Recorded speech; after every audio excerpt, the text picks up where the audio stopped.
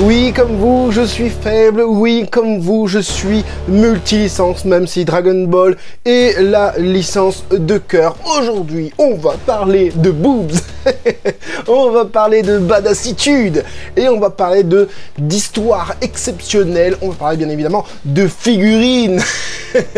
Il y a eu quelques annonces qui ont été faites durant le mois de juillet-août concernant les licences que j'affectionne tout particulièrement dans cette vidéo. On va pas tout voir, mais on va voir un petit peu ce qui a été annoncé par exemple lors des Wonder Festival 2023, ainsi que du côté de Pop-Up Parade, du côté de plusieurs fabricants. On se fait ça ensemble, c'est parti!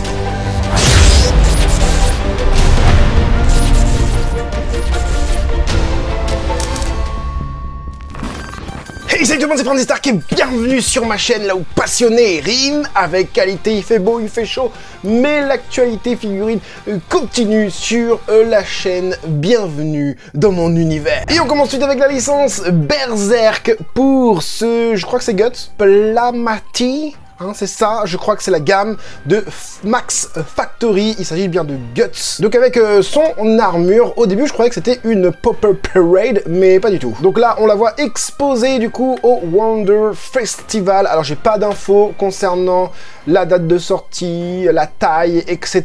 Je sais juste que effectivement c'est Playmatey de Max Factory, c'est la gamme Playmatey je crois. Et on continue dans les annonces en vrac avec cette Popper Parade de Zod en taille L. Oui, parce que les Popper Parade, il y a trois tailles. Il y a la taille normale, la taille M je crois, les Popper Parade normales quoi, 17 cm environ.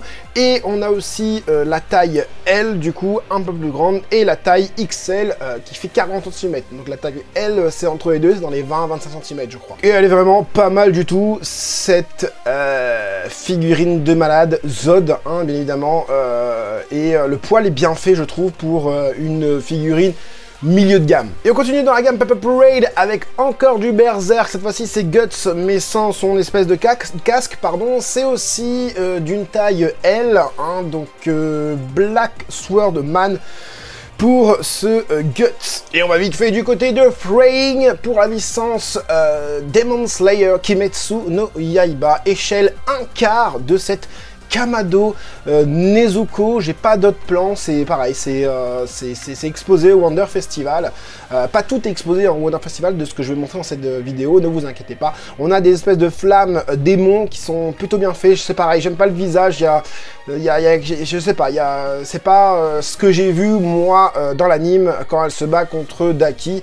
Je ne reconnais pas, enfin je sais pas, il y a quelque chose que j'aime pas trop. Et là pareil, il y a quelque chose que j'aime pas trop, peut-être au niveau de la morphologie, peut-être au niveau des proportions entre les bras, les jambes, etc. Même si on a une grosse jonction ici qui est pas très belle, les couleurs sont pas très beaux aussi, les couleurs sont pas très belles non plus, puisqu'on est sur salon, hein, avec des photos mal, tu vois, il faut régler l'appareil photo pour qu'il y ait les bonnes couleurs, etc.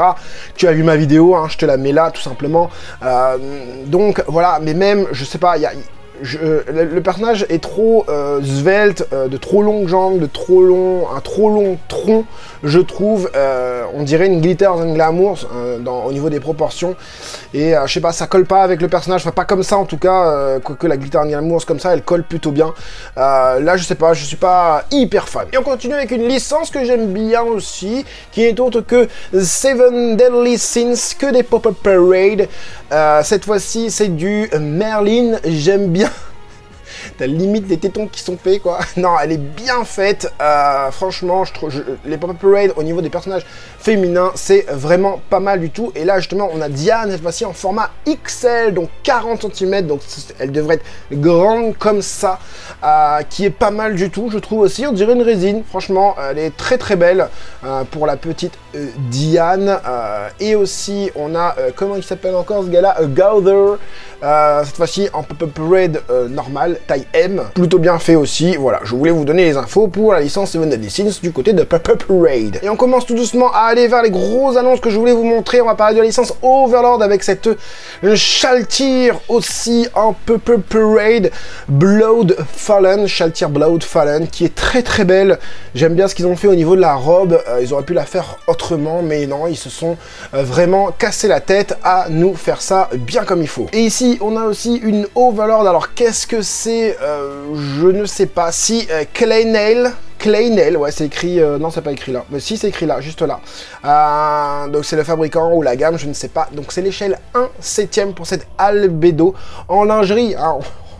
On n'a pas l'impression, vu que c'est couleur prototype, mais elle est en lingerie, donc elle est très très belle. Je n'ai pas de prix, je n'ai pas de date. Oh là là, elle est belle. Hein. Et on continue dans la beauté avec cette Good Smile Company Pop-Up Parade aussi. Pop-Up Parade. C'est de mieux en mieux, là. Franchement, ils ont décidé de faire les boobs vraiment très gros.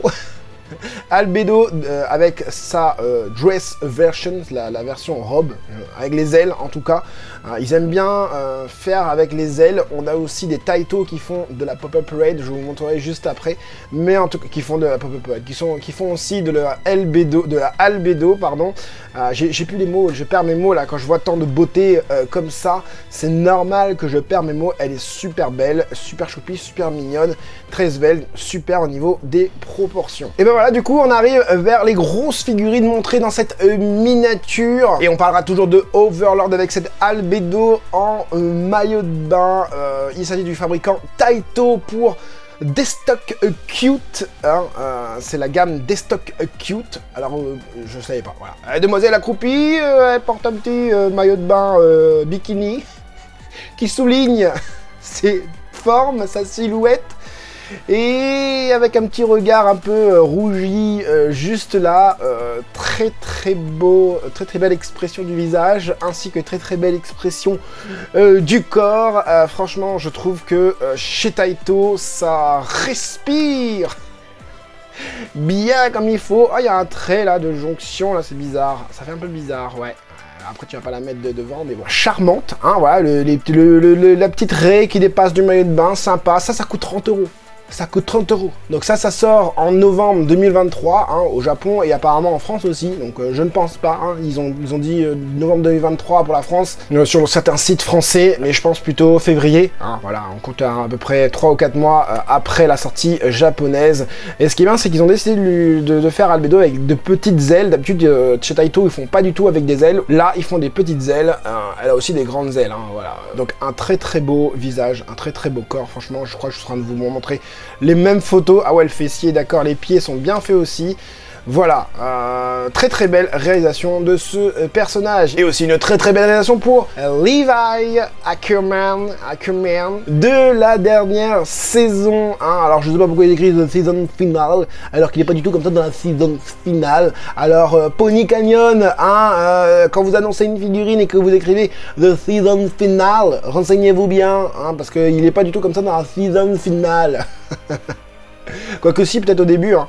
Mais bon, lui on veut à la fin, hein. Mais bon, moi je veux un Levi avec la cicatrice, les bandes et tout sur le visage en mode hyper badass de fou. Bon, ça reste quand même une très bonne figurine qui ne transcende rien en termes de proposition, en tout cas, même si la figurine elle est très bien faite. C'est une échelle 1/7, alors des fois ils nous disent échelle 1/6, bon, je sais pas trop. En tout cas, oui, 1/6, 1/7, peu importe, la figurine est pas mal du tout. Pour du Levi, c'est plutôt cool, en mouvement, etc. Mais encore une fois, en termes de proposition, c'est du déjà vu. Et là aussi, on est sur du déjà vu pour cette figurine de chez Spirit Tail, Himiko Toga de la licence My Hero Academia. Oui, t'as l'impression de l'avoir déjà vu, c'est normal. C'est parce que là, elle est dans un nouveau coloris, donc elle ressort dans un nouveau coloris Zepia, entre guillemets, Zepiazé, avec un filtre Zepia, puisqu'on garde quand même la colo d'origine, hein, mais légèrement filtré Zepia. Donc la figurine mesurera environ 20 voire 22 cm de ce que j'ai vu. Au niveau de la profondeur et de la largeur, on est plutôt sur les 18 x 18 tout simplement. C'est une figurine qui coûtera 25 000 yens, soit environ, enfin c'est pas soit environ, c'est chez nous, elle coûtera 300 €. C'est pas genre elle coûte 250 €. Hein, non, ça coûte 300 € en France, d'accord? Si je prends sur des sites français, quand je donne un prix euro, c'est sur des sites français, bien évidemment. Alors, ce que j'aime bien avec justement ce côté Zepia, c'est que ça donne un côté plus glauque hein, à la figurine, plus pas dark, mais ouais, plus méchant, plus réaliste aussi, je trouve. D'ailleurs, elle a été faite aussi par Wing, hein, au niveau des couleurs, en tout cas. Le sculpteur de cette figurine s'appelle Takatori, ouais, voilà. Et elle sortira au Japon en février 2024 et en France en mai 2024.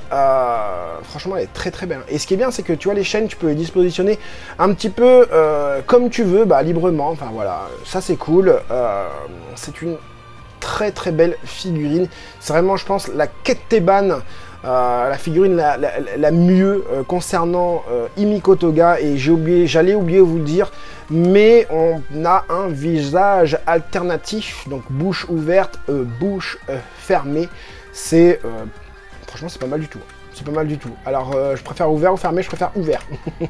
J'ai l'ancienne, on va regarder ça. Ça, c'est l'ancienne, du coup, avec des couleurs plus néon, plus fluo et tout ça. Ouais, si, l'ancienne a été du même acabit. Et du coup, voilà l'illustration sur laquelle ils se sont basés. Alors, je me disais, moi, au début, sur quoi c'est basé et tout.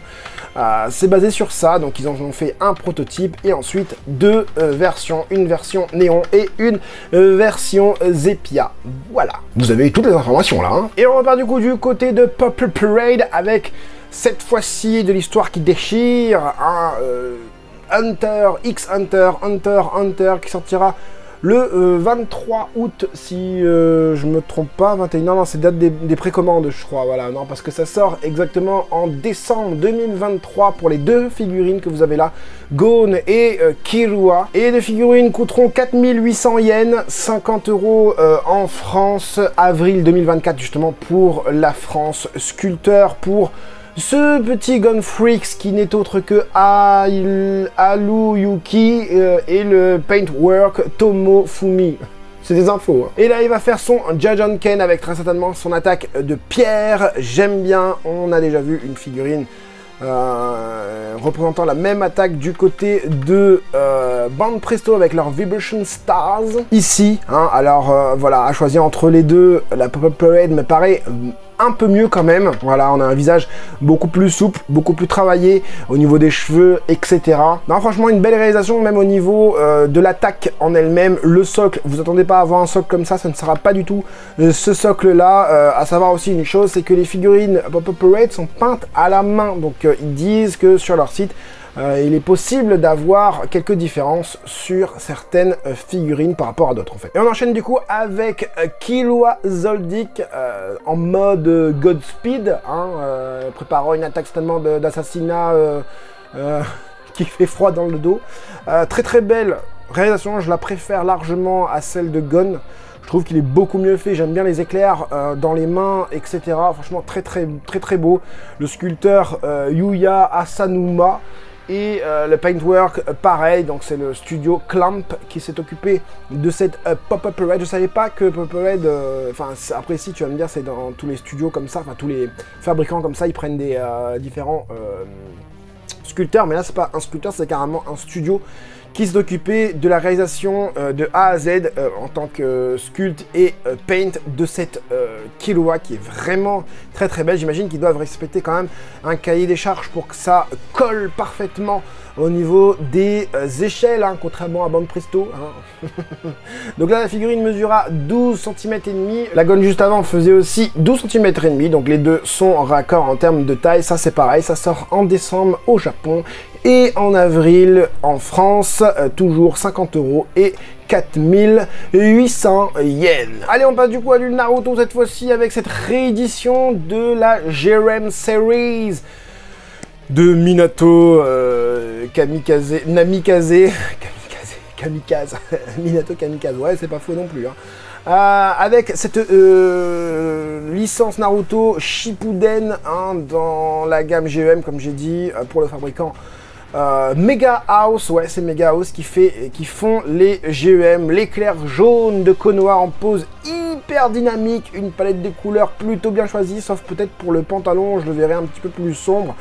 Sa petite veste de Hokage, vraiment très cool, il est hyper dynamique, franchement c'est bien fait, je sais en plus qu'il y a une Vibration Stars du même personnage qui va bientôt sortir aussi dans la même pose avec le même avec le gilet et tout, enfin la veste et tout de Hokage, donc voilà, la figurine fera quant à elle la GEM, en tout cas 21 790 yens. Chez JD World, je la trouve à 159 €, hein, il faut compter les frais de port, etc. Ça sortira en janvier pour le Japon et en mars pour la France. Et si tu commandes chez JD World, tu l'auras en janvier, bien évidemment. Et on finit sur de la bombasse. Et quand on parle de bombasse, on parle bien évidemment de Fairy Tail avec cette figurine de Elsa Scarlet. Come on, boy! Come on, boy, mais j'arrive tout de suite! Bon, malgré le fait qu'elle ait des petites mains, hein, après je sais pas, peut-être que c'est les autres parties du corps qui sont gros, Union Creative nous dévoile une figurine de Elsa Scarlet dans mode accroupi avec une épée qui te dit Command Boy, moi je lis Game Boy, je sais pas pourquoi, dans une armure de séduction, ça s'appelle l'armure de la tentation. Elle a un petit tablier qui cache pas grand chose, le petit serre-tête de souvrette, une pose très accroupie, très voluptueuse et très orgasmique, j'ai envie de te dire. Malgré ça, on a une figurine quand même vraiment détaillée, hein, voilà, même si elle est sexy, regardez les cheveux, je trouve ça super bien fait, on a une petite... Un bel agencement au niveau de la jonction entre la frange et le reste des cheveux à l'arrière, franchement très très beau. Les couleurs utilisées vraiment très cool, l'aspect métallique au niveau des gants nickel, la lame aussi, j'imagine que le paint work est vachement bien fait aussi, on a de très beaux dégradés ici et là pour venir montrer un petit peu les ombrages, on a de très très belles formes au niveau des hanches, tu vois ça se... Tu vois, t'as la hanche comme ça, t'as le bas en rési, ou le bas, c'est pas un bas en rési, mais tu vois le bas, quoi, tu vois ce que je veux dire, avec le petit nœud, la bande rose, le petit nœud noir, qui viennent compresser un peu légèrement la jambe, hein, comme si c'était un élastique, et ça repart, franchement, j'adore ce genre de petits détails, là, super bien fait au niveau de cette figurine. La figurine fera 18 cm, on a un sculpteur qui s'appelle comment Akabeko et le paintwork est de Matsuda. J'aime bien parce que on voit le haut de l'épée, enfin on voit l'épée quoi, tu vois, et il y a le haut. J'ai vu la vidéo de Abaka et je me suis dit tiens c'est bizarre, il y a quoi là au milieu? Et en fait non, c'est ouvert tout simplement ici, donc du coup tu vois l'épée en face, là tu le vois bien. De petites mains, c'est ça qui est juste dommage au niveau de cette figurine, c'est qu'elle a des petites mains, je la vois pas avec des mains aussi petites. La figurine fera 230 €, 230 €. Pour la France en tout cas, là on l'a exposé dans un salon, peut-être le Wonderfest, je sais plus. En tout cas, les photos montrent qu'il n'y a pas trop de changements. Ah j'aime bien, j'avais pas vu, je crois que ça doit être le signe, ah non c'est un cœur, d'accord, je croyais que c'était le signe Fairy Tail, mais non, voilà.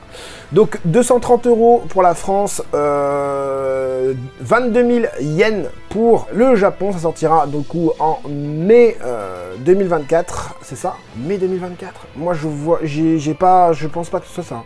Je pense pas que ce soit mai 2024, moi j'ai des dates de sortie de juillet 2024 et pour la France octobre 2024, il va falloir être donc très patient pour avoir cette figurine.